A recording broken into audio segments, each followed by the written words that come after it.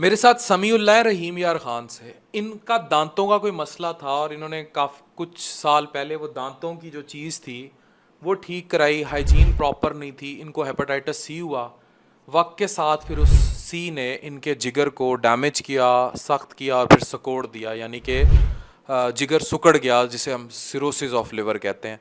आप एक मैसेज छोटा सा लोगों को ये दे दें कि जब भी वो कहीं सर्जरी कराते हैं, स्पेशली ये रहीम यार ख़ान, सादकाबाद, कशमोर, कंदकोट, इन इलाकों में पैसों की वजह से लोग क्या काम करते हैं, किसी नीम हकीम के पास चले गए, किसी छोटे के पास चले गए, जहाँ हाइजीन का कोई केयर नहीं होती। इवन बड़े अस्पतालों में चीज़ बड़ी मुश्किल होती है स्टरलाइजेशन, और उससे यहाँ नाइयों से जो बाल कटवाते हैं नीचे ब्लेड तक चेंज नहीं होता, वो कितना बड़ा नुकसान कर रहा है, बताएं इनको।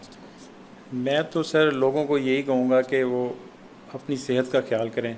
स्पेशली जो डॉक्टर बैठे हुए हैं जो रजिस्टर्ड नहीं हैं, अताई डॉक्टर जिसे हम कहते हैं, उनसे जान छुड़ानी चाहिए। उनसे ट्रीटमेंट तो बिल्कुल नहीं करानी चाहिए, और किसी ऐसे नाई या हजाम के पास नहीं जाना चाहिए। आप पहले से देखें कि उसका माहौल कैसा है, उसके औजार साफ़ हैं या नहीं है। इन्हीं लोगों की वजह से बीमारियां जो है ये फैल रही हैं। अब मुझे जो है हेपेटाइटिस सी हुआ सर, मैंने दांत दांत का ट्रीटमेंट कराया था। मुझे शक पड़ा कि उसके औजार जो है वो सैनिटाइज नहीं है, प्रॉपर तरीके से वो साफ़ नहीं करता। तो उसकी वजह से, उसी अदाई की वजह से मुझे हेपेटाइटिस सी हो गई, और आज मैं यहाँ पे बैठा हूँ आपके पास, और जिगर सिकुड़ा हुआ है। और जिगर सिकुड़ा हुआ है। अब आज मैं आपको एक बात बताऊं, अब खुदा ना खास्ता इनकी कॉम्प्लिकेशंस बढ़ती हैं, पेट में पानी, खून की उल्टी, बेहोशी के दौरे, या जिगर कैंसर खुदा ना खास्ता, तो अल्टीमेटली इनकी चीज़ें ट्रांसप्लांट और उस तरफ चली जाएंगी। और कहानी कहाँ से शुरू हुई थी? एक अताई से दांत गलत। अब मैं आपको बताऊं, मुझे अक्सर लोग कहेंगे डॉक्टर अफान स्केलिंग हम फ्री कर देते हैं, आप आ जाएं चीज़ें कर दें। इवन बड़े बड़े डेंटिस्ट पाकिस्तान में बड़ी मुश्किल से हाइजीन मेंटेन करते हैं।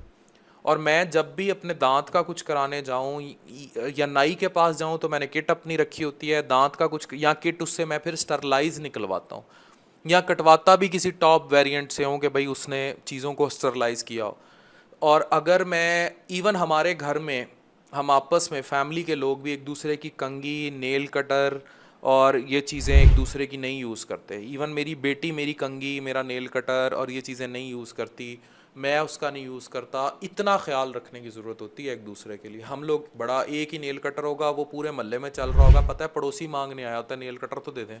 मतलब शर्म ही नहीं आती कि हम बीमारी को किस तरह फैला रहे हैं। बाज़ का पूरे पूरे मोहल्ले के पास एक नेल कटर होता है, पेप्सी का ढक्कन खोलने वाला ओपनर थोड़ी है जो मोहल्ले में एक ही चल रहा है। तो ये जब हरकतें होती हैं तो फिर चीज़ें इतनी ग्रॉस होती हैं जो आपको भी इन साहब ने बताई।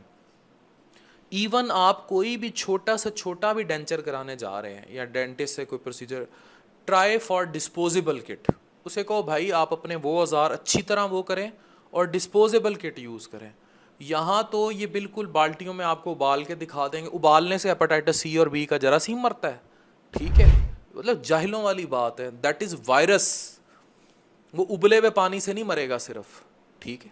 बहुत कुछ करना पड़ता है जिसके लिए स्पेशल किस्म के सॉल्यूशंस होते हैं, जैसे हम एंडोस्कोपी वगैरह में हम साइडेक्स और ये सारे सॉल्यूशंस यूज़ करते हैं जिससे ये मरता है जरासीम। तो it's not an easy job कि आप बड़े आराम से इन चीज़ों को इस तरह करें और फिर चीज़ों को इस तरह लोगों को डैमेज करें, लोगों को नुकसान पहुँचाएं, और उस नुकसान की फिर अंत आपके सामने है। पहले ही पाकिस्तान में हर 7वें 8वें बंदे को हेपेटाइटिस बी या सी है। और अगर आप इंटीरियर सिंध या जनूबी पंजाब का रुख कर लें, जिस बेल्ट से ये आया है, नीचे चले जाएं तो हर बंदे को हेपेटाइटिस बी है।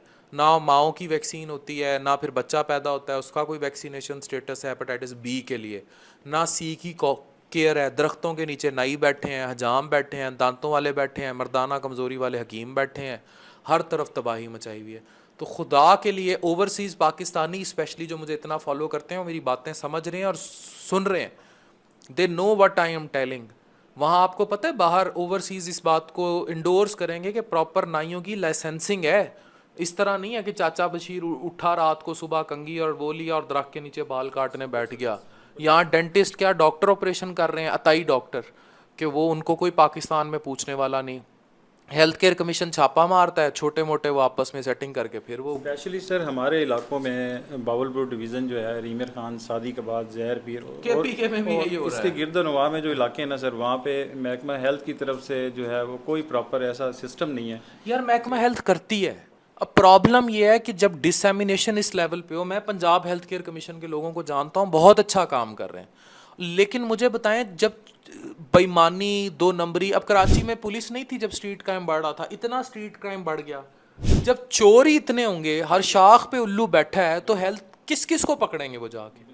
वो पकड़ने की कोशिश भी करते हैं तो वो नीचे जो है वो वहां से फट्टा उठाएंगे, कहीं और जाके रख के बैठ जाएंगे।